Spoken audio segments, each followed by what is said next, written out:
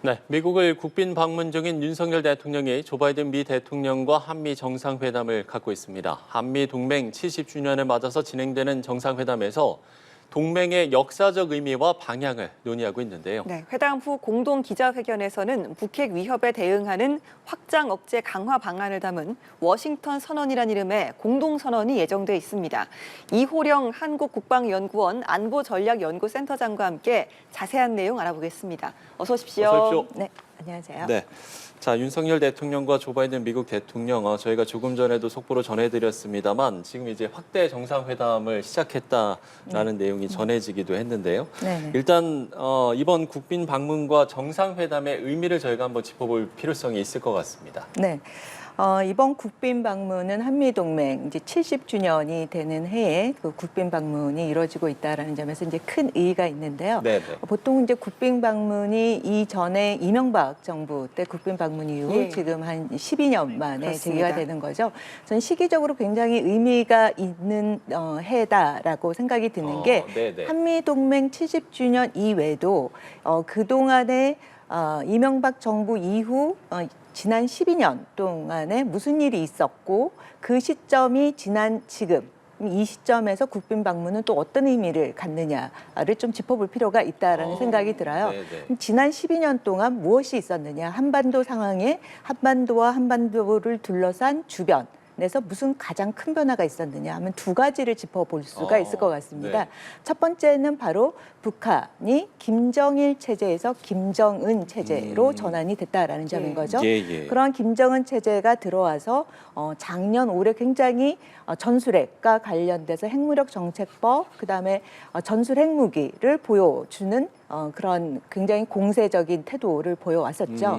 이제 그런 것이 하나로 짚을 수가 있고요. 예. 두 번째로는 고 2012년부터 시진핑 체제가 들어섰죠. 그래서 올해 같은 경우에는 시진핑 집권 3기에 해당이 되는 그러한 시점 하에서 한미동맹 70주년을 맞아서 국빈 방문을 하고 있고 이러한 상황에서 글로벌 전략적 가치 동맹을 선언을 했다라는 점에서 굉장히 어떻게 보면 지역에 미치는 어떤 의미라든지 또 윤석열 정부가 들어와서 또 인태 전략과 관련돼서 또 자유, 평화라는 부분을 또 강조하지 않았습니까? 이러한 부분이 같이 어우러져서 굉장히 의미가 있는 그런 회담이다라고 볼 수가 있겠죠. 예, 70주년의 한미 동맹에도 의미가 있고 예. 또 12년 만에 국빈 방문인데 이제 그 12년 동안에 이제 한반도에는 또 변화가 있었는데 뭐 북한 그리고 또 중국의 이야기까지도 짚어주셨습니다.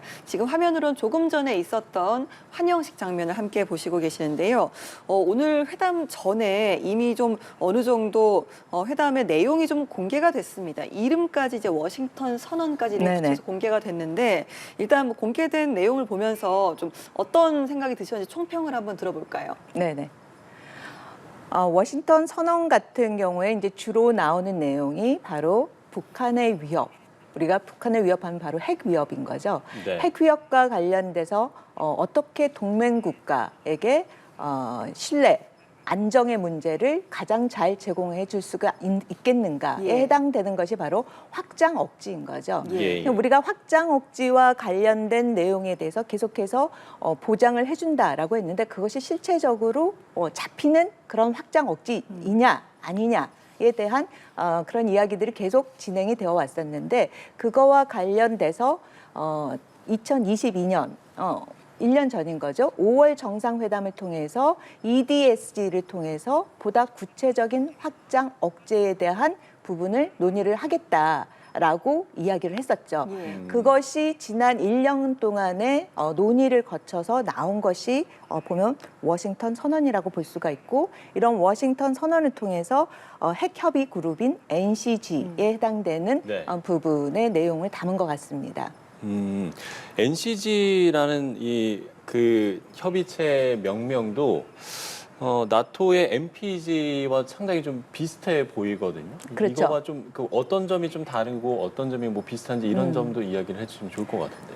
가장 큰 게 MPG와 NCG에서 P와 C의 차이인 거죠. 예. 둘 다 하나는 핵 기획 그룹인 거고 하나는 핵 협의 그룹인 네. 건데 가장 큰 차이가 뭐냐면 하나는 냉전 시대 때 핵 공유 체제를 위한 핵 기획 그룹이다라는 점인 거고요. 이게 이제 MPG, P의 이제 그렇죠. 플래닝을 이야기하는 이야기를 하는 거고 그다음에 NCG 같은 경우는 지금 탈냉전 이후 처음으로 동맹 국가에게 핵과 관련돼서 미국의 핵 사용과 관련된 그런 부분을 협의를 한다라는 NCG라는 거를 처음 만든 거라고 볼 수가 있어요. 예, 예. 근데 또 하나의 더 큰 가장 큰 차이점은 냉전 시대와 탈냉전 시대를 분류하기 이전에 또 하나의 큰 차이점이 뭐냐면 하나는 MPG 같은 경우에는 비확산 체제라고 NPT, 북한이 탈퇴한 그 NPT가 만들어지기 이전에 MPG가 만들어졌고 지금의 이 NCG라는 것은 탈냉전보다 더 중요한 NPT가 만들어진 이후에 첫 번째로 만들어진 어떻게 보면 핵 협의 그룹이다라는 점에서 굉장히 의미가 있다라고 볼 수가 있는 그러면 거죠. MPG 이후에 어떤 NCG를 그러니까 이런 협의체를 만든 나라가 없습니까? 없다라는 거죠. 예. 그리고 또 하나의 가장 큰 차이점은 뭐냐면 MPG 같은 경우에는 나토 국가가 참여를 한 거죠. 예, 그렇죠. 총 30여 개 그룹, 30여 개의 국방장관들이 모여서 협의를 하는 다자 협의체라고 볼 수 있는 반면에 NCG라는 것은 한미 동맹인 한국과 미국 간에만 양자 간에만 협의를 할 수 있다라는 점에서 가장 큰 차이를 볼 수가 예, 있는 거죠. 그렇다면 한국의 목소리가 더욱더 좀 많이 반영이 될 수 있는 그런 협의체라고 볼 수가 그렇죠. 있겠네요. MPG에 비해서 훨씬 더 NCG는 미국과 이 북한의 위협이라든지 주변의 위협과 관련돼서 어떻게 보면은 한국의 목소리를 많이 담을 수 있는 그런 협의 메커니즘이다라고 볼 수가 있겠죠. 네. 대신에요, 한국은 이런 미국의 확장 억제를 신뢰를 하고 이제 미국이 우려하는 뭐 국내에서 나왔던 내용이잖아요. 뭐 자체 핵 무장론에 대한 뭐 여기에 대한 좀 하지 않겠다는 비확산 의지를 또 천명하기로 했다. 이런 내용도 나오는데요. 이것도 한번 짚어주실까요? 네, 앞서 제가 말씀드린 것처럼 MPG 같은 경우에는 비확산 체제가 만들어지기 이전에 만들어진 거죠. 예. 그리고 나서 비확산 체제라는 비확산 제도가 1970년에 만들어진 거고요. MPG 같은 경우는 1966년에 만들어진 거예요. 그럼 NPT라는 것이 만들어진 이유 중에 하나가 더 이상의 핵 보유를 하지 말자. 핵을 많이 갖고 있으면 많이 가지고 있다면 핵을 가지려는 국가가 많으면 많을수록 국제사회의 평화 와 안정이 위태로워질 수 있다라는 측면에서 만든 게 NPT인 거죠. 예. 그렇게 1970년 이후부터는 냉전 탈냉전을 떠나서 전 세계 핵 확산이 되는 거를 막으려는 노력이 지속되어 왔다라는 거죠. 그리고 우리는 NPT에 1975년에 가입을 했습니다. 이렇게 비확산의 의무를 다하겠다라고 NPT에 가입을 하고 그 이후 계속해서 우리가 준수를 해왔었던 거죠. 그러한 가운데 북한이 NPT에 가입을 해서 기술은 다 어떻게 보면 활용을 하고 그리고 나서 핵 개발을 한 다음에 NPT를 탈퇴하는 그렇습니다. 그러한 예. 굉장히 이율 배반적인 행동을 보이고 지역에 어떻게 보면 핵으로 위협하는 그런 행태를 보이고 있는 거죠. 예. 거기에 대해서 방금 말씀하신 것처럼 그런 북한의 이런 핵 위협에 대해서는 핵으로 많이 대응하는 것이 우리의 안전을 지키는 게 아니냐.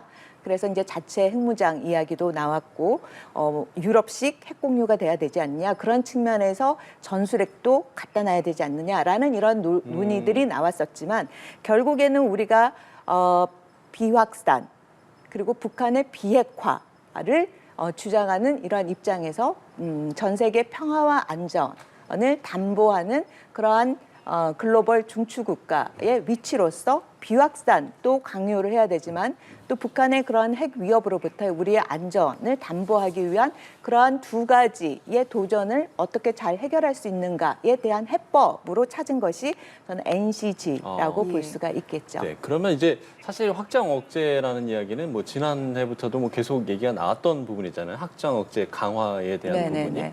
그러면 이 확장 억제 강화된 부분이 이제 조금 더 내실화, 좀 더 실효성을 기한 게 이 NCG라고 볼 수가 있는 거죠. 그렇죠. 그러면, 예. 네, 우리가 보통 확장 억제 강화가 된다라는 이 강화란 부분이 계속해서 많이 사용이 되다 보니까 도대체 확장 억제가 강화가 됐다라는데 뭐가 강화가 그러니까요. 됐느냐라는 네, 그 부분을, 이런 네. 부분이 이제 굉장히 이제 의문이 들면서 그런 논쟁들이 많이 나왔고, 그러면 눈으로 과연 보일 수 있게 하는 부분이 뭐냐, 이제 그렇게 해서 논의가 되는 것들이 전술핵을 갖다 놔야 되지 않느냐, 예, 핵을 그쵸. 개발해야 되느냐 전술핵을 아니냐, 다시, 네. 이런 거 이제 눈에 보이고 뭔가 가시적인 거죠. 그런데 한편 이제 그렇다면 우리가 전략적으로 북한의 위협을 충분히 억제하고 그럴 수 있는 방법으로 그 두 가지 방법 외에는 다른 방법이 없느냐라고 퀘스천을 던진다면 그렇지 않다라는 거죠. 이 확장 억제 안에 다양한 자산을 어떻게 운영을 하느냐가 이 부분이 굉장히 중요한데, 그러한 부분을 담은 것이 NCG라고 볼 수가 있고요. 예. 지금 이 NCG와 관련된 논의에서도 전략 핵 잠수함이 예. 운영이 될 수 있다라는 부분을 언급하지 않았습니까? 예. 또 그 부분 같은 경우에는 1980년대 초까지만 운영이 됐다가 그러니까 여기에는 거의 40년 들어오지 만에, 네. 않았다라는 점인데, 이런 부분은 굉장히 중요한 포인트라고 아, 볼 수가 그래요? 있어요. 네네. 잠수함이라고 하면은 바로 은밀성인 거죠. 그런 기습성, 그다음에 제2 공격 능력, 이러한 모든 능력을 갖고 있는 전략 자산이 동맹국에 대한 확장 억지를 위해서 들어온다, 사용될 수 있다라는 부분은 북한에게 전하고자 하는 메시지가 굉장히 강한 메시지라고 볼 수가 있는 거죠. 알겠습니다. 다양한 좀 핵무기를 발사할 수 있는 전략 자산도 좀 전개를 하는 그런 내용을 좀 짚어주셨는데, 그러면 오늘 이제 한미 정상이 발표를 할 문건에요. 북한이 핵으로 공격을 할 시 미국도 핵으로 보복 대응한다, 이런 방안도 좀 담기겠습니까? 이제 구체적으로 내용이 나오면 볼 수가 있을 것 같은데요. 이미 그런 사용될 수 있는 그 전략 핵 잠수함 부분이 이렇게 나온 거를 보면은 그와 유사한 내용이 충분히 담기지 않을까라는 생각이 듭니다. 예. 이번에 이제 워싱턴, 그러니까 정상회담 이후에 발표될 공동선언, 워싱턴 선언과 공동 기자회견에서 이제 뭐 조금 더 이제 자세한 내용들이 나오겠습니다만, 그러면 지금까지 이제 전해진 내용으로만 바탕으로 봤을 때에는 이게 이제 그 확장 억제뿐만이 아니라 나토의 어떤 핵 공유와도 좀 비슷한 개념이라고도 볼 수 있는지도 궁금하거든요. 네네네. 나토의 핵공유 같은 경우에는 그 NPG에서 평시의 체제 같은 경우에는 NPG를 통해서 관리를 어떻게 할 거냐라는 거고, 네. 그다음에 핵공유는 30개 국가 중에 5개 국가만 전술핵이 배치가 되어 있는 거죠. 예. 그럼 나머지 25개국은 핵이 없는 상태에서 전술핵이 배치가 되어 있지 않은 상태에서 NPG를 하고 있는 거예요. 그러면 나머지 25개국이 NPG 하에 있는 거랑 우리가 NCG 하는 거랑 사실상의 차이가 없는 거죠. 그리고 또 하나의 차이는 핵공유를 했을 때 거기에 전술핵이 이미 냉전 시대 때부터 있던 전술핵 탄인 거죠. 예. 그 탄과 실제로 그 동맹 국가가 그 비행기에다가 그거를 탑재를 해서 그 대응을 한다라는 개념인 건데, 그러니까 함께 운영을 한다라는 그렇죠. 함께 개념인 운영한다라는데 거죠? 네. 그러한 결정과 운영과 실제로 핵폭탄을 탑재시키고 하는 거는 누가 하느냐? 미국의 결국엔 결정에 미국의 의해서 결정이에요. 모두가 다 한다라는 거죠. 예. 그러니까 그 수단이 거기에 있을 뿐이지 실질적으로 가동이 되기까지의 결정이라든지 이런 거는 결국엔 미국이 한다라고 볼 수가 있습니다. 그러니까 말씀하신 것처럼 이게 좀 극비의 군사 보안이잖아요. 어떤 핵 잠수함이라든지 이런 운용 체제 자체가요. 그러다 보니까 전적으로 어떤 미국의 의도에 좀 의지를 해야 된다라는 부분에 있어서 어느 정도 이런 실효적인 운용에는 좀 어느 정도 성패가 달렸다, 이 부분에는 좀 질문이 좀 생길 것도 같은데요. 어떻게 보시나요? 네, 이제 실효적 운용성과 관련돼서 앞서 말씀드렸듯이 유럽의 나토식 공유의 NPG 같은 경우에는 30개의 목소리가 있겠죠. 그러나 우리가 아는 NCG 같은 경우에는 한국의 목소리가 그렇죠. 보다 더 예. 미국에게 전달될 수가 있고, 우리가 이 한반도의 상황에서의 북한의 위협이 굉장히 직접적인 그런 위협을 받고 있는 상황에서 초기부터 우리의 목소리라든지 우리의 아이디어가 미국에게 전달될 수 있는 그런 메커니즘이 만들어진다라고 볼 수가 있는 거죠. 예. 자, 그런가 하면 이번 뭐 대북 확장 억제 등 어떤 안보 문제 외에도 또 여러 가지 현안들이 또 다뤄지지 않겠습니까? 그렇습니다. 이번 한미 정상회담에서 또 어떤 좀 현안들이 좀 구체적으로 다뤄질 거라고 보세요?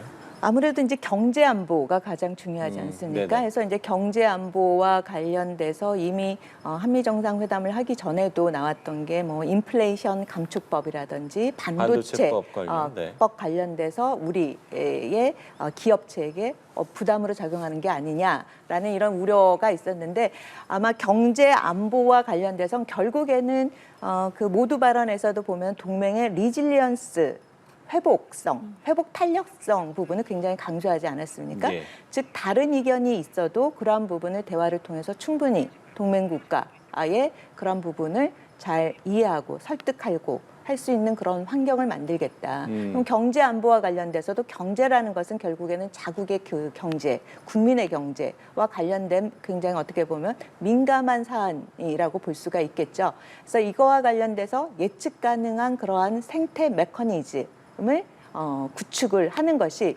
결국에는 한미 동맹이 군사 동맹에서 경제 동맹, 가치 동맹으로 그 순차적으로 안정적으로 발전할 수 있는 그런 토대가 되지 않을까라는 생각이 듭니다. 예. 특히나 또 인플레이션 감축법이라든지 뭐 반도체 지원과 관련을 해서 우리 기업들 같은 경우는 굉장히 좀 여러 걱정이 좀 큰 상황인데 좀 어느 정도 반길 만한 성과를 좀 가져올 수가 있겠습니까?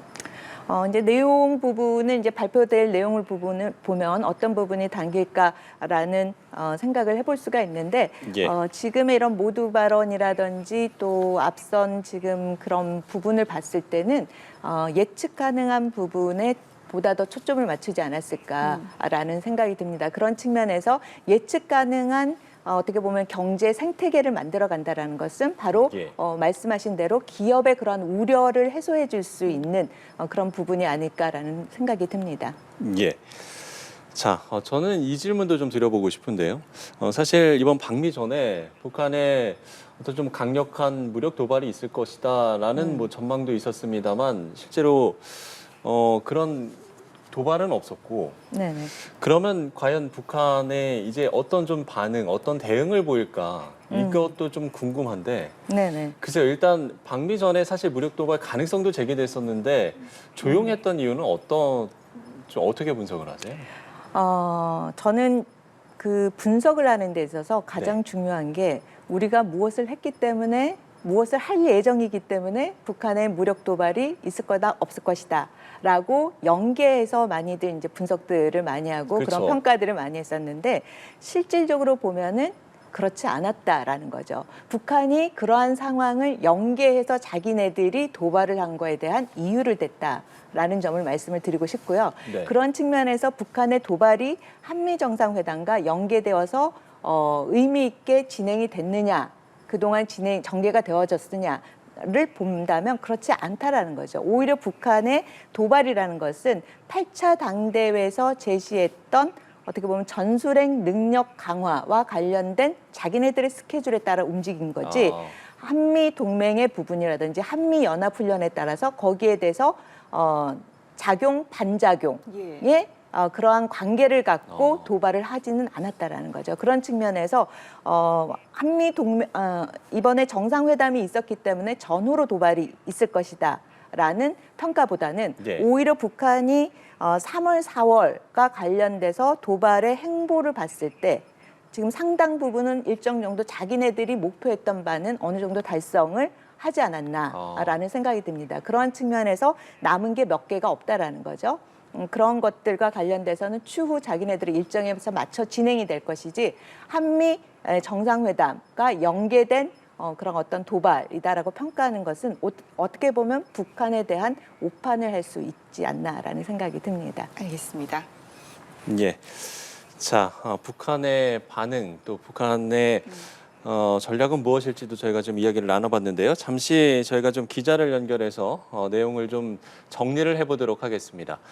미국의 국빈 방문 중인 윤석열 대통령이 백악관에서 조 바이든 미국 대통령과 마주 앉았습니다. 네, 이번 회담을 통해 두 정상은 강화된 확장 억제 방안을 담은 워싱턴 선언을 채택하는데요. 워싱턴 현지에 나가 있는 취재기자 연결하겠습니다. 방준혁 기자. 네, 조금 전 백악관에서 윤석열 대통령과 바이든 대통령의 한미 정상회담이 시작됐습니다.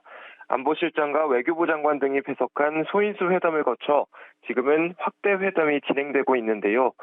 윤석열 대통령은 한미동맹은 자유민주주의에 기반한 가치 동맹이라며 세계 평화와 번영을 위협하는 여러 위기를 극복하는 데 핵심적인 역할을 할 수 있다고 말했습니다. 이번 정상회담은 한미동맹이 세계 평화와 번영을 위한 글로벌 동맹으로 새 출발하는 이정표가 될 거라고 강조했습니다. 바이든 대통령은 일본과의 외교적 결단에 대해 감사드린다며 한미일 3자 파트너십을 강화시킬 거고 큰 영향을 가져올 것으로 믿는다고 언급했습니다. 정상회담에 앞서 백악관 앞마당인 사우스론에서 약 30분간 공식 환영식이 열렸습니다. 바이든 대통령 부부가 직접 윤 대통령 부부를 영접했고요. 두 정상이 환영사와 답사를 주고받았습니다. 오늘 회담에선 대북 확장 억제 강화와 경제 공급망 협력 등이 핵심 의제로 다뤄지는데요. 회담이 종료되면 두 정상이 공동 기자회견을 열고 직접 회담 결과를 발표합니다. 두 정상은 이번 회담에서 강화된 확장 억제 청사진에 담은 워싱턴 선언을 채택할 예정입니다. 한미 정부가 회담을 앞두고 공식 확인한 내용인데요. 워싱턴 선언에는 미국의 핵 계획에 한국 정부가 관여할 수 있도록 하는 취지로 한미 간 핵 협의 그룹을 창설하는 방안이 포함됩니다. 워싱턴 선언 외에도 한국 전 명예훈장 수여자의 신원 확인에 대한 공동성명, 한미 간 사이버 안보 협력 강화와 관련된 별도 문건 등도 채택됩니다. 지금까지 워싱턴에서 연합뉴스TV 방준혁입니다. 네, 방현덕 기자를 연결해서 저희가 다시 한번 내용을 좀 정리를 해봤고요. 대담을 계속해서 이어가 보도록 하겠습니다. 예.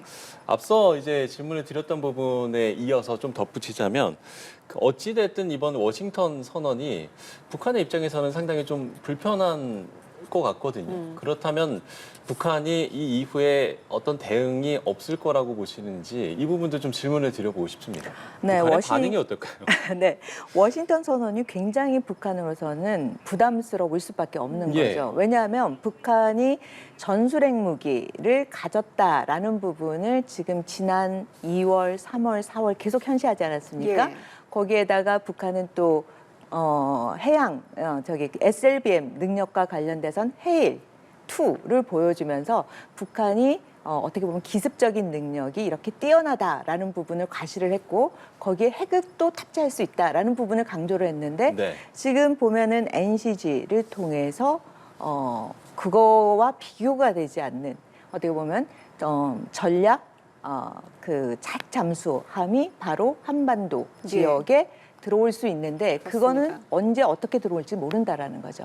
그런 측면에서 기습성, 은밀성 모든 부분을 북한에게 굉장히 취약성을 오히려 높이는 그러한 효과를 보인 거라고 볼 수가 있겠죠. 예. 그렇다면 북한이 앞으로 향후 할 수 있는 도발이 뭐가 있느냐. 예. 제가 몇 개 남지 않았다 그랬잖아요. 북한이 4월 이내로 정찰 위성 정찰 위성을 쏘겠다라고 이야기했는데 지금 며칠 남지 않았죠. 네. 이제 그 부분과 그다음에 7자 핵실험과 관련돼서 북한이 전술핵 부분께서 전술핵 탄두 모양도 보여줬는데 문제는 얘가 제대로 작동이 되는지 안 되는지에 대한 그런 테스트가 필요하지 않겠느냐. 그럼 거기에 따른 7자 핵실험 부분이 남지 않았을까라는 생각이 듭니다. 그렇습니다. 지금 뭐 앞으로의 도발 관련해서 말씀해 주셨는데 지금 이 시점에서 북한의 어떤 어느 정도로 좀 변화가 있는지 북한의 능력도 좀 분석을 해봐야겠는데요. 일단 뭐 지난해와 올해 완전히 좀 달라졌다 이런 평가가 나오고 있잖아요. 이 부분을 좀 설명을 해주실까요? 네, 북한의 핵미사일 능력 고도화 부분은 어떻게 보면 2016년 이후부터 쭉 전개가 되어 왔었죠. 그래서 2017년에 핵무력 완성 선언을 했지만 다시 2019년부터 새로운 유형의 단거리 미사일을 그렇습니다. 발사를 하기 시작해서 그다음에 중거리, 장거리와 관련돼서 화성 15에서 핵무력 완성 선언을 했던 북한이 이후 화성 17, 화성 18를 통해서 이전과 더 능력이 개선된 ICBM 그다음에 ICBM 또 액체였다가 이제는 고체 능력을 가진 그렇죠. ICBM의 능력을 보여줬고 또 SLBM과 능력과 관련돼서도 북극성 3형까지 시험 발사한 거를 보여줬는데 그 이후에는 소형 또 SLBM을 또 보여줬고요. 네. 그리고 이어서 헤일의 그런 어뢰를 보여주었고 그러나 아직 시험 발사는 하진 않았지만 북극성 4형, 5형의 모형은 보여줬었죠. 이제 그런 측면에서 추가적으로 북한이 더 큰 SLBM의 능력을 보여줄 가능성도 있다라고 예측을 해볼 수가 있겠죠.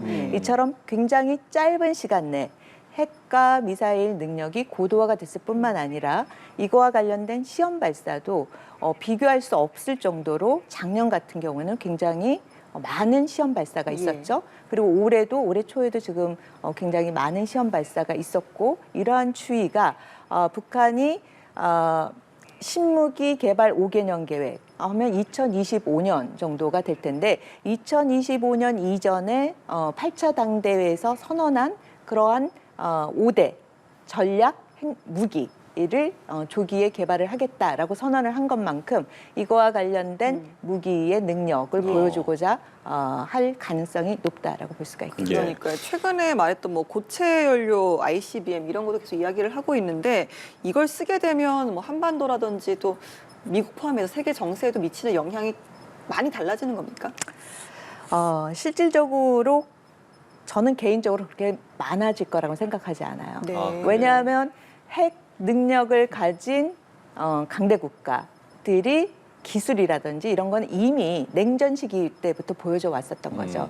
그러한 무기를 가짐으로 인해서 어떠한 전략 전술핵 전술핵의 영향이 지역의 안정에 미치는 영향이라든지 이런 것들이 이미 분석이 되어져 있고 그 무기들이 갖는 어떻게 보면 가치라든지 이런 것도 이미 평가가 되어져 왔었다라는 거죠. 그러한 것을 북한이 가졌을 때 그리고 북한이 그러한 능력을 가졌다라고 하더라도 그동안에 보여줬던 그 역량들 같은 경우 화성 15, 화성 17에 플러스 고체 ICBM 화성 18이 갖는다고 해서 북한이 보여왔던 그 위협에 어떤 질적 변화를 가져오지는 않는다라는 거죠. 그러한 측면에서 이때까지 보여왔던 그 위협 정도라도 충분한데 거기에서 플러스 더 알파가 된다고 해서 그 위협의 질적 변화가 나오지는 않는다라는 거죠. 예. 그러면 지금의 어떤 그 북한의 좀 도발 기조라고 해야 될까요? 이런 게 좀 태도 변화가 올 가능성은 없겠습니까? 계속해서 그냥 좀 지금 뭐 워싱턴 선언 이후에도 계속해서 어떤 뭐 강대강 대치라고 좀 볼 수도 있고요. 네네네. 지금의 이 기조가 그대로 이어질까요? 저는 오래 가지는 못할 거라고 봐요. 왜냐하면 북한이라 할지라도 네.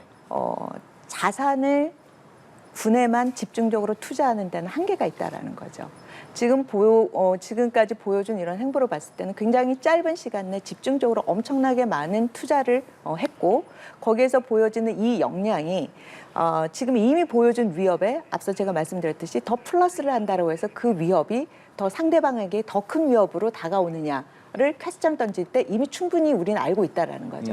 그런 맥락에서 본다면 낭비인 거죠.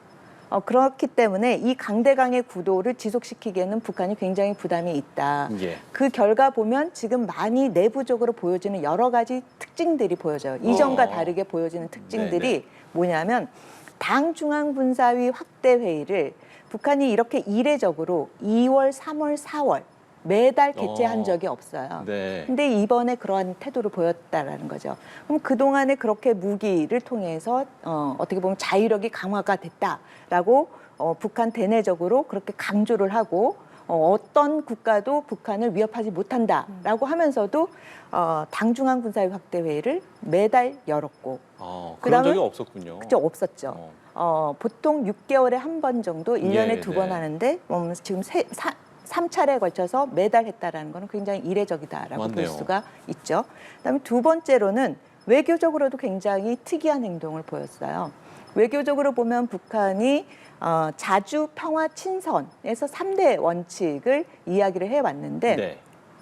김정은이 시진핑 중국과의 그런 관계에서 전략적 관계가 한 단계 더 발전을 했다 해서 전략적 관계라는 부분을 이 하노이 회담 결렬 이후부터 강조를 해요. 양국 간의 전략적 관계가 발전했다라는 부분을 강조를 하는데 올 4월에는 이 전략적 관계에서 관계라는 말 대신 전략적 인도라는 말을 써요. 그러니까 중국이 전략적으로 안내해 주는 대로 방향성을 가르쳐 주는 대로 양국 간의 그 외교적인 관계를 발전시켜 나가겠다. 그럼 결국에는 중국에게 굉장히 외교적으로 종속되는 그거를 마치 발표를 통해서 북한의 외교는 이렇다라고 한다라는 점은 이전에 북한이 보여왔던 그런 외교적 행보와도 완전히 다른 거라고 볼 수가 있는 거죠. 네. 결국에는 북한이 항상 강조해왔던 김일성 시대부터 강조해왔던 주체의 개념은 이제 완전히 없어졌다라고 봐도 과언이 아니다라고 볼 수가 있는 거죠. 대내외적으로 변화가 감지되고 있는 북한의 이야기를 좀 해주셨는데 그렇군요. 사실 뭐 벼랑 끝 전술 하잖아요. 그런 어떤 상황에도 어느 정도 변화가 또 감지가 될까요? 언제쯤이면 그런 변화를 좀 우리가 체감할 수 있을지. 제가 봤을 땐 벼랑 끝에는 북한이 벼랑 끝에 온 것 같아요. 네. 그러니까 그 벼랑 끝 전술이라 하면 상대방을 벼랑 끝으로 몰아서 그렇죠. 결국에는 네. 양보를 얻어내겠다라는 전술을 북한이 계속 써왔었던 거죠. 근데 이것이 강대강의 그러한 구도를 통해서 김정은 같은 경우에는 하노이회담 결렬 전후로 해서 새로운 계산법을 갖고 오기 전까지는 대화, 협상 테이블에 앉지 않겠다라고 이야기를 하고 그 다음부터 새로운 길을 가겠다라고 하는 그 새로운 길이 결국에는 강대강 구도였던 거죠. 네, 이제 네. 그러한 측면에서 결국에는 북한 스스로가 자신을 벼랑 끝으로 몰아감으로 인해서 결국에는 상대방의 양보를 얻어내겠다라고 함으로써 이전과는 다른 벼랑 끝 전술을 사용하고 있는 거라고 볼 수가 있는 거죠. 예. 그러면 뭐 어쨌든 핵실험에 대한 얘기는 계속 나왔었잖아요. 7차 그렇죠. 핵실험의 가능성도 충분히 있다라고 보시는지요? 열려 있다라고 봐야 되는 거죠. 그래서 그렇다면 7차 핵실험은 작년부터 계속 이야기가 되어지고 예, 예. 있는데 왜 그럼 아직까지 진행이 되고 있지 않느냐라고 이제 또 질문을 할 수가 있는데 여기에 대해서도 뭐 여러 가지 해석을 할 수가 있어요.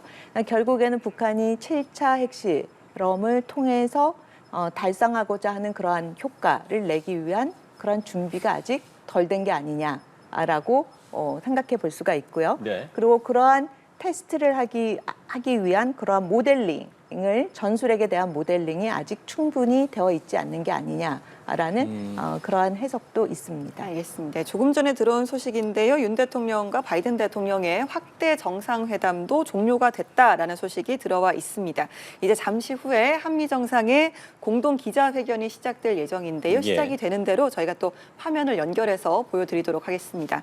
네, 대담 이어가도록 하겠습니다. 계속해서 북한의 상황 이야기를 좀 말씀해 주셨는데 앞서 대담 처음 말씀을 하실 때 지난 국빈 방문 전에 이제 12년간의 변화 네네. 중에 북한의 변화도 있었지만 네네. 또 중국의 변화도 있었다라고 네네. 짚어주셨거든요. 네네. 한미 정상회담 뭐 우리는 물론이고 북한도 또 예민하게 보고 있겠습니다만 네네. 중국은 또 이번 정상회담 어떤 시선으로 바라보고 있을까요? 네, 지금 한미 정상회담의 그 모두 발언에서 또 중요하게 언급해 준 부분 중에 하나가 힘에 의한 그런 현상 변경의 그렇습니다. 그 문제를 짚어줬죠. 근데 바로 이러한 부분이 중국, 러시아, 북한, 보통 이제 수정주의 국가들이 현재 국제 질서가 그들에게 어떻게 보면은 자국의 이익을 관철시키는데 도움이 되지 않는다 해서 예. 변경을 시도를 한다라는 거죠. 그래서 그러한 것을 무력으로 힘으로 한다는 거에 대해서 반대를 한다라는 부분을 바로 한미가 공동으로 발언함으로 인해서 이런 부분과 관련돼선 중국에 시사하는 바가 있다라고 볼 수가 있겠죠. 예. 러시아도 이야기를 해주셨으니까요. 러시아와 관련해서는 당연히 우크라이나 문제를 얘기를 안 할 수가 없을 것 같은데 윤 대통령이 이제 방미 전 외신 인터뷰에서 조건부 군사 지원 가능성도 시사를 하지 않았습니까? 네. 이게 뭐 한국이 국제사회 노력을 외면하는 상황은 없을 거라고 말했는데 뭐 이런 부분에 대해서는 좀 어떻게 보시는지? 네.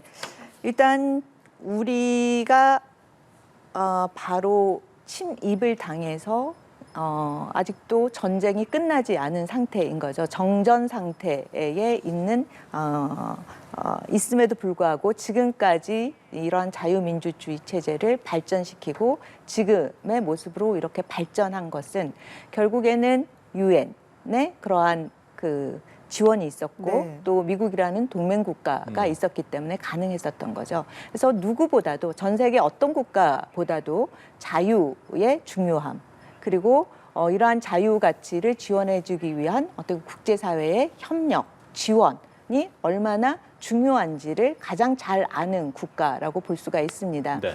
그런 측면에서 우크라이나의 그러한 지원 문제와 관련돼서도 대통령의 발언 중에서는 조건부 지원이라기보다는 지금의 이러한 상황을 참을 수 없을 정도의 그러한 어떻게 보면 거의 참상의 수준이 된다면 그런 걸 어떻게 지켜보겠느냐. 네네. 그러면 가능한 지원을 하겠다라는 하겠다. 그러한 맥락인 거지.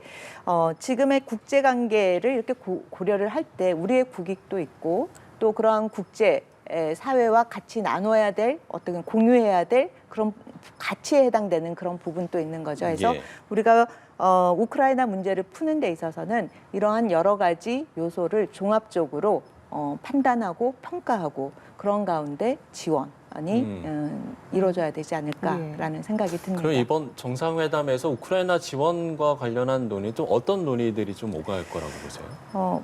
조만간 나올 것 같은데 맞습니다. 예. 아무래도 좀 포괄적인 내용으로 언급을 하지 않을까라는 생각이 들어요. 예. 말씀을 해주신 대로 조만간 아마 그 얘기가 좀 나올 것 같긴 합니다. 예. 일단 뭐 앞서도 저희가 다시 전해드렸습니다만 윤석열 대통령과 조 바이든 대통령의 확대 정상회담은 종료가 됐고요. 소인수 회담이 47분이었고 또 확대 회담은 30분간 진행이 됐다고 합니다. 이제 아마 조만간 양국 정상이 기자회견을 할 것으로 보이는데 특히 이 자리에서 워싱턴 선언도 발표가 될 예정입니다. 관련 저희가 이제 계속해서 나눈 이야기들을 좀 더 구체적으로 들을 수 있는 시간이 그렇죠. 곧 다가오는 것 같습니다. 예. 뭐 우크라이나 이야기 조금만 더 이어가면요. 일단 방미 전에 했던 인터뷰와 관련해서도 러시아에선 굉장히 날선 반응들이 쏟아져 나왔거든요. 분명히 좀 어떤 반응들이 나올 것인데 어떻게 전망을 하시는지. 물론 뭐 우리나라의 어떤 가치와 자유민주주의 관련해서 여러 가지 요소들을 종합적으로 고려해야 된다라고 하셨지만 네네. 러시아 역시도 동북아에 있어서 좀 핵심적인 관계 아니겠습니까? 네네. 굉장히 중요한 국가이죠. 우리 또 동북아 지역 질서뿐만 아니라 세계 평화 안정에 굉장히 중요한 역할을 해야 되는 또 국가이기도 한데 지금 러시아의 행동을 봤을 때 국제사회의 평화와 안정을 유지하고 발전시켜 나가는데 과연 제대로 된 역할을 했느냐. 지금 제대로 된 역할을 하기 위해서는 우크라이나 전쟁을 빨리 종식을 시켜야 되는 거죠. 예. 이 부분과 관련돼서 우리가 무엇을 하는 거에 대한 러시아의 입장을 생각하기보다는 러시아가 지금의 국제사회 평화와 안정을 저해하는 행동을 어떻게 빨리 중단하느냐의 국제사회에 어떻게 보면은 시각과 비판과 논리가 거기에 집중이 돼야 되지 않을까라는 생각을 합니다. 예. 자, 러시아 이야기까지 해봤고요. 지금 시각이 새벽 1시 47분을 지나고 있는데 미국은 현재 미국 워싱턴은 12시 47분입니다. 아마 이제 잠시 뒤에 양국 정상이 곧 기자회견을 할 네. 것으로 보이는 상황이고요. 이 자리에서 워싱턴 선언이 발표가 된다는 점 계속해서 시청자 여러분께도 안내를 해드리고 있습니다. 예. 그리고 내일 밤에는 이제 하원 합동 연설이 있잖아요. 네네. 외국 국가 원수의 미국 의회 연설, 요건 좀 어떤 의미로 봐야 될까요? 굉장히 의미가 있다라고 볼 수가 네. 있죠. 하원의 그러한 그 의회에서 연설을 한다라는 것은 또 바로 민주주의의 그러한 가치 그리고 국민들의 어떻게 보면은 권리 이런 것들을 법안으로 만드는 그런 의회에서 연설을 한다라는 것은 여러 가지 우리가 지금 가치 동맹에서 자유, 민주주의 가치를 어떻게 보면은 그 전당에서 보여주는 그러한 의미가 있지 않나라는 생각이 듭니다. 예. 그러면 내일 어떤 의회에서의 연설에서는 좀 어떤 내용들이 나올까요, 윤 대통령에서? 한미 동맹을 70주년의 그 기념을 하여 가치와, 예. 어떻게 해서 70년 동안 이렇게 한미 동맹이 유지되고 발전될 수 있었고 그 밑에 흐르는 정신의 기조가 무엇이냐. 바로 그것이 자유, 민주주의, 그리고 인권. 이러한 모든 부분이 담겨져 있어서 어떻게 보면은 전 세계에 동맹의 가장 모범적인 모습을 보여주고 있고 예. 앞으로 향후 뭐 70년, 100년 내 가장 모범적인 사례로 발전될 수 있는 어떻게 보면 가장 모범적인 사례를 보여주고 예. 또 그러한 것을 미국뿐만 아니라 전 세계에 보여주는 한 그런 큰 의미가 있는 장이 되지 않을까라는 생각이 듭니다. 예. 자, 뭐 저희가 일정 이야기도 했으니까요. 지금까지 이제 했던 일정 그리고 앞으로 이제 남아 있는 일정들이 있는데 특히나 센터장님께서 이 일정이 좀 이렇게 주목이 되는 일정이 있을까요? 저는 상하원 합동연설도 굉장히 의미가 있고요. 예. 그리고 이어서 보스턴으로 이동을 하지 않습니까? 보스턴에서 또 MIT 디지털 바이오 그 석학과의 대화 부분이 있고 또 하버드대 연설도 있어요. 그러면 우리가 이 한미 동맹이 어떻게 발전이 되고 있느냐라는 부분을 보면 이제 군사 동맹에서 시작이 돼서 어떻게 보면 한반도 지역을 지역 중심으로 동맹이 유지가 되다가 이게 글로벌로 영역이 확장되지 않았습니까? 네. 그리고 또한 가치 이 동맹과 관련돼서도 여러 가지 가치가 있는데 또 그 가치 중에서도 첨단 기술이라는 그 부분이 또 어떻게 보면 새로운 영역으로서의 가치와 협력 부분이 나오고 있는 거죠. 바로 그러한 첨단 기술이라는 부분 그리고 가치와 관련돼서 하나는 공학, 하나는 가치와 관련돼서 가장 미국의 유서가 깊은 그런 명문대에서의 예. 연설이라는 그 두 가지의 모습을 인문과 그 첨단과학이라는 공학의 공대의 그 두 개의 유명한 대학에서 연설을 하고 석학과의 대화를 나눈다는 것은 의미가 있는 거라고 볼 수가 있겠죠. 예. 알겠습니다. 저희가 지금 계속해서 한미 정상회담 관련해서 여러 가지 말씀 좀 들어보고 있는데요. 그렇습니다. 지금 뭐 소인수 회담이 47분 정도 진행이 됐고 또 확대 회담은 30분 정도 진행이 됐고 확대 정상회담이 종료가 됐습니다. 이제 잠시 후에 기자회견을 통해서 워싱턴 선언을 발표할 것으로 예상이 되는데요. 자, 워싱턴 선언 지금까지 알려진 내용과 관련해서 주요 내용을 한번 짚어볼까요? 네, 워싱턴 선언 같은 경우에는 우리가 보통 한미 정상회담을 하면은 공동 성명을 발표를 했었는데 예. 공동 성명뿐만 아니라 워싱턴 선언이라는 게 또 하나가 더 발표가 되는 거죠. 네. 이 워싱턴 선언과 관련돼서는 바로 동맹 국가인 한국이 가장 어떻게 보면 북한의 위협과 관련된 부분에 대해서 동맹 국가가 얼마만큼 안전 보장을 그 동맹 국가에게 신뢰감 있게 보여주느냐에 해당되는 부분이 바로 워싱턴 선언이라고 볼 이게 수가 있겠죠. 공동 성명과 선언이 차이가 있는 겁니까? 보통 그 공동 성명 같은 경우에는 정상회담에서 많은 이슈들이 논의가 되는 거죠. 예. 그 이슈의 논의를 다 담은 것이 공동 성명이라고 네. 본다면 지금 워싱턴 선언 같은 경우에는 지금 나온 내용을 보면은 네. 바로 확장 억지와 관련된 그 부분에 집중된 내용을 발표하는 것이 워싱턴 선언이라고 볼 수가 있겠죠. 그러면 이거는 이전과의 그 정상회담을 통해서 보여줬던 거와는 다른 형태라고 볼 수가 있겠죠. 예.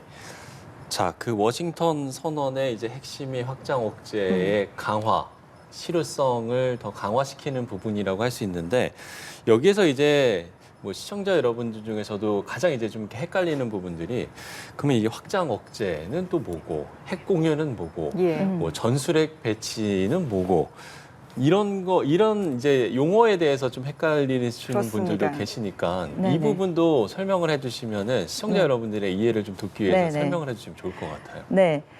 우리가 보통 확장 억제라고 하는 거는 이제 북한의 핵 문제가 가시화되면서 나온 거죠. 네. 그 전에는 억지라는 말을 썼었죠. 아, 억지라는 말을 썼는데 얘가 확장이라는 말이 들어가게 된 거예요. 그럼 보통 억지라고 했을 때는 재래식 위협에 대해서 재래식으로 억지를 해주는 거가 될 수가 있고, 네. 그다음에 핵 위협에 대해서는 핵으로 보통 핵억지라는 부분이 있는 거죠. 근데 이 확장 억지는 그럼 뭐냐? 북한의 위협이 재래식이 되든 위협이 됐던 거기에 대해서 미국이 갖고 있는 모든 자산, 재래식 전력부터 핵 전력에 이르기까지 그 모든 자산을 다 활용해서 동맹국의 안전을 보장을 해주겠다. 그러니까 확장해서 그렇죠. 억제해준다는 게 동맹국으로 확장하겠다 이 의미. 동맹국으로 확장이 아니라 동맹국을 그 안전을 보장하기 위해서 미국이 사용할 수 있는 자산, 재래식 전력부터 핵 전력까지 모든 것을 다 사용하겠다. 이게 바로 확장 억지라고 볼 수가 있겠죠. 그러니까 지금까지는 어떤 조약화 명문화되지 않았는데 이 부분을 좀 명문화시켜주겠다 이런 뜻일까요? 이미 미국에서 나오는 게 핵태세 보고서가 있는데 네. 거기에서는 그런 부분이 여러 번 언급이 됐어요. 예. 동맹 국가에 대한 안전 보장과 관련돼서는 재래식 능력뿐만 아니라 핵 능력까지도 사용하겠다. 그 말하는 해구산에는 그 개념들이 다 포함이 되어 있다라는 부분이 들어간 거죠. 근데 이 부분을 지금 우리한테도 그동안 계속 확장 억지 체제, 확장 억지 강화에 그 내용들이 다 담겨져 있었어요. 그럼에도 불구하고 이번엔 NCG를 통해서 그런 거 확장 억지와 관련돼서 어떤 초기 어떤 한국의 위기 상황에서 어떠한 초기에 어떤 뭐를 사용할 것인지에 대한 이런 거를 동맹국과 협의하고 그 부분에 어떻게 사용할 것인지 운용을 어떻게 할 것인지 예, 예. 여기에 대한 논의를 같이 처음부터 시작을 하겠다라는 거죠. 가장 이제 큰 개념이라고 하면 그러면 핵 무장, 그다음에 네. 핵 우산 이렇게 네네. 개념을 정립을 하면 될까요? 보통 핵 능력을 갖는다 하면 핵으로 무장을 하겠다라는 예. 거죠. 북한 같은 경우 재래식 전력을 계속 강화를 해보다, 재래식으로 계속해서 전력을 강화를 시켜왔지만 결국에는 우리의 재래식 전력의 그러한 첨단화되고 현대화되는 부분을 따라오지 못하는 거죠. 그래서 북한이 선택한 것이 핵 능력을 강화를 시켜 나왔었던 거죠. 그러나 이 북한의 이러한 핵 능력에 대해서 어떻게 그러면 이 위협이 가해졌을 때 동맹국을 잘 보호할 수 있겠느냐. 그게 바로 핵 우산인 거죠. 이때의 그 핵은 우리가 핵이 없지 않습니까? 예. 그러한 핵 능력은 동맹국인 미국이 핵으로 북한의 핵 위협에 대해서 대응을 해주겠다라는 것이 바로 핵우산인 거죠. 그러니까 확장 억제의 어떤 포괄적인 개념이 핵 우산이라고 이렇게 생각을 그렇죠. 하시면 되겠네요. 네네. 시청자 여러분들이. 네네. 윤 대통령은 이전에 뭐 나토 이상의 강력한 조치 이런 표현을 사용하기도 했는데요. 네네. 말씀하신 NCG 협의체, 나토 이상의 강력한 조치라고 좀 국민들이 이해를 해도 되겠습니까? 이 부분은 좀 어떻게 진행이 될까요?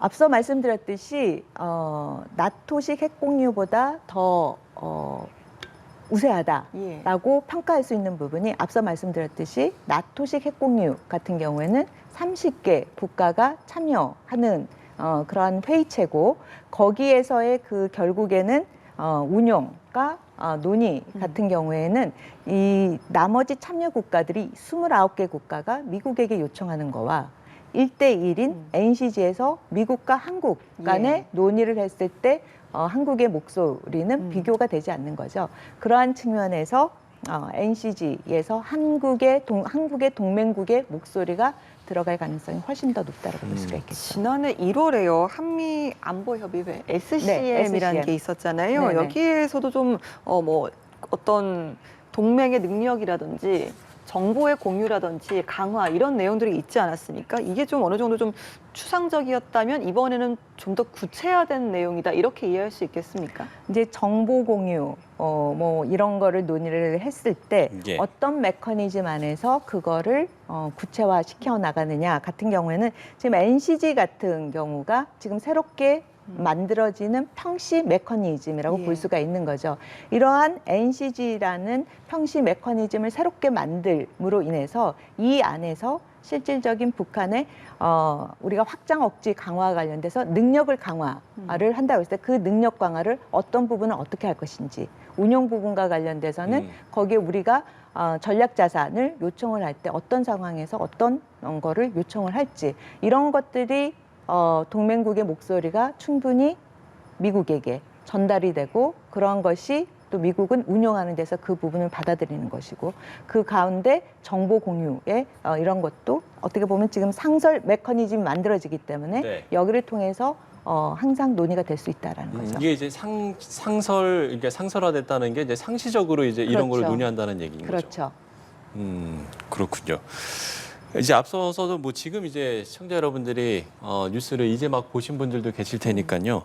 저희가 뭐 앞서 했던 이야기임에도 불구하고 다시 한번 좀 이야기를 해보면 이제 핵잠수함 이야기를 해주셨잖아요. 네네. 이게 이제 1980년대 이후로 이제 그동안 핵잠수함이 이제 한반도에 전개된 적이 없었다라는 네네. 거잖아요. 네네. 그 의미가 그 상징성이 상당히 크다라고 이야기를 해주셨는데 다시 한번 이 부분을 좀 짚어주시면 좋을 것 같아요. 네네. 이것도 어떻게 보면 이번 이 NCG의 핵심 중에 하나가 아닐까라는 생각이 들어서요. 네네. 지금 NCG를 통해서는 미국의 주요 전략 자산들이 정기적으로 전개가 될 수 있다라는 그 내용을 담고 있는 거죠. 네. 그렇다면 거기에 그 전략 자산이라는 부분이 뭐냐? 이때까지 우리가 보통 확장 억지 강화와 관련돼서 그 이야기가 나올 때마다 주로 미국이 보여줬던 전략 자산이 비원비라든지 주로 비행기 그렇죠. 비원비 폭격기. 그렇죠. 폭격기가 왔다 갔다 하는 거를 보여줬는데 이건 보이는 거죠. 그렇죠. 근데 이제 보이지 않는 바다 밑으로의 예. 핵 잠수함이 전개가 된다라는 것은 굉장히 북한한테 그 전달하는 능력이 높은 거죠. 보통 비행기로 보여지는 거는 보통 첫 번째 first strike의 능력이라고 보여지고요. 그러니까 상대방으로부터 핵 공격을 받아도 네. 내가 여전히 핵 능력이 있어서 상대방을 공격할 수 있다. 그게 이제 제2의 능력이라고 볼 수가 있는데 예, 예. 이 제2의 능력이 바로 핵잠수함이라고 볼 수가 있는 거죠. 그러한 측면에서 한반도에서 북한의 그런 핵 위협에 대해서 제1의 능력, 제2의 능력을 지금 동맹 국가에게 다 보여주겠다라는 그러한 현실을 굉장히 다 보여주는 그러한 정책을 취한 거라고 볼 수가 있겠죠. 그럼 뭐 어찌 보면 좀 우문일 수도 있겠습니다만 그동안 40년 동안 이 핵잠수함이 한반도에 전개되지 않았던 이유도 있습니까? 글쎄 그 구체적인 이유는 모르겠죠. 미국이 더 잘 알겠죠. 예.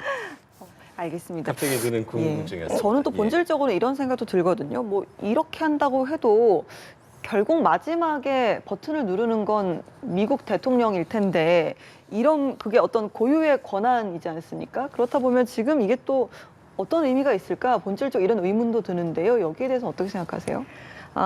앞서 지금 먼저 앵커님이 질문해 주신 거와 관련돼서 네. 말씀을 드리자면 왜 40년간 전개를 하지 않았을까? 네. 우문이 아니에요. 아, 굉장히 현명한 질문이신 거예요. 아, 왜냐하면 북한의 위협이 그만큼 크지 않았다라는 거죠. 음. 북한의 위협이 보면 핵잠수함을 여기 전개시키지 않더라도 이미 한미 연합군의 대응 역량이라든지 그동안에 보여줬던 그런 전략 자산으로도 충분히 북한에게 충분한 메시지를 전달할 수 있고 네. 위협을 억제할 수 있다라는 부분을 보여줬고 실질적으로 핵잠수함이 들어오지 않는다 하더라도 지금의 역량으로도 저는 억제가 충분히 가능하다라고 보여집니다. 예. 그럼에도 불구하고 40년 동안 전개되지 않은 잠수함을 왜 현시한다라고 했을까? 이 메시지는 북한에게 주는 메시지보다 동맹국인 한국 국민들에게 주는 메시지가 훨씬 더 크다라고 볼 수가 있는 거죠.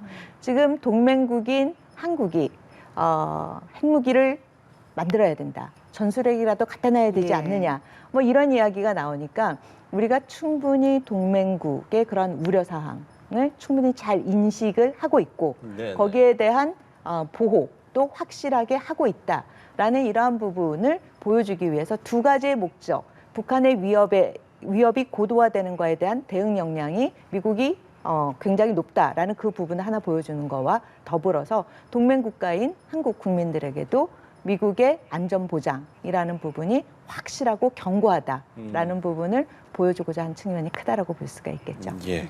그렇군요. 그러면 감사합니다. 좀 그럼 뒤집어서 말해서 우리 국민들에게는 어느 정도 좀 보호를 받을 수 있는 어떤 안정감, 신뢰감을 준다면 북한에게는 어느 정도 좀 위협적인 조치로 보일 수도 있을 텐데 그렇죠. 뒤집어 말해서 그만큼 네네. 북한에 현재 보여주고 있는 위협이 크다 이렇게 볼 수도 있는 거 아닙니까? 북한의 위협은 과거보다 계속해서 증대하고 있는 건 사실인 거죠. 예.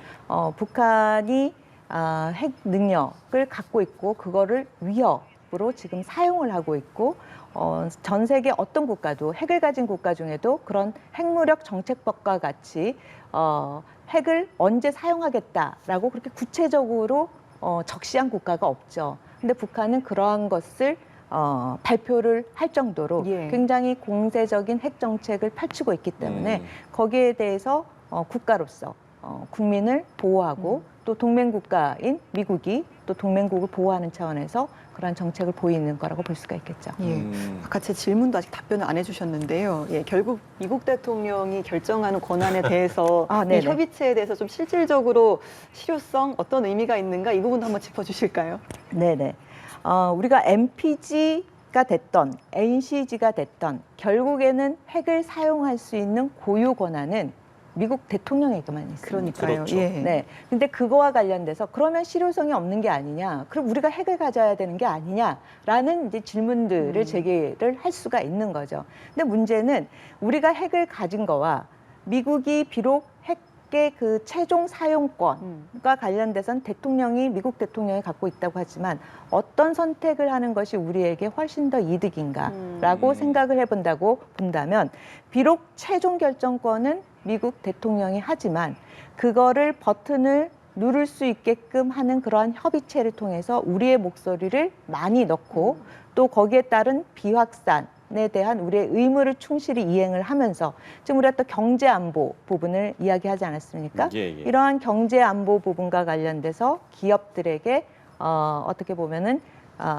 그 자유로운 경제 활동을 예. 할 수 있는 우리가 시장에서의 그런 목소리를 낼 수 있고 이렇게 하기 위한 이 환경을 보다 더 종합적으로 계산을 예. 해본다면 미국 대통령에게 어떠한 위협이 정말 최악의 상황이 왔을 경우에 예. 그러한 전술핵이 됐던 전략핵이 됐던 그런 거를 사용하면서까지 우리의 동맹국을 보호할 수 있는 보호할 수 있도록 하는 메커니즘이 훨씬 더 우리한테는 최선이 아닌가라는 네. 생각이 오히려 자체 듭니다. 핵 무장보다 그게